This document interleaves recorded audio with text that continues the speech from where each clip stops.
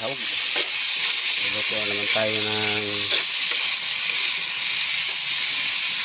sipon na may miswa. Lagyan natin ng miswa mga kasawag.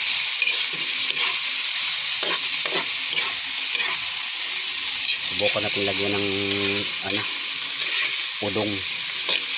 Kahit isang piraso lang.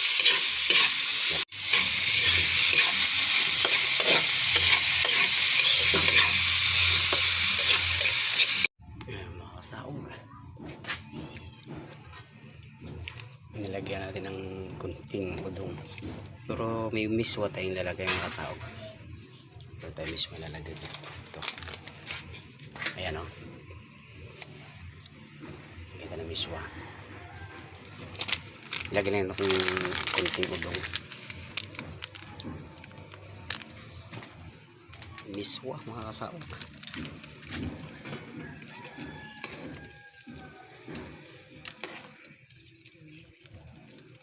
Maya konti makakahigop tayo ng sabaw nito.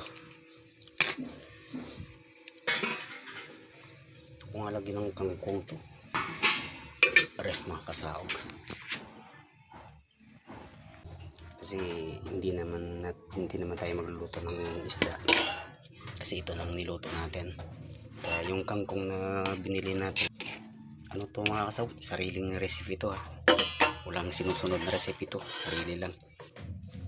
Subok lang mga kasawag, subok lang.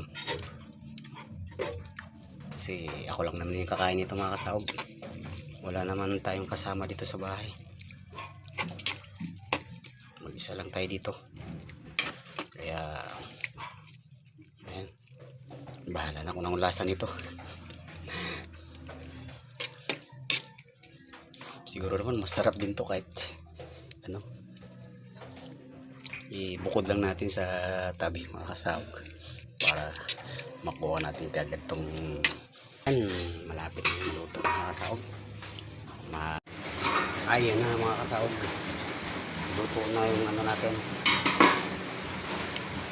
Ayun na mga kasawag, luto na yung natin.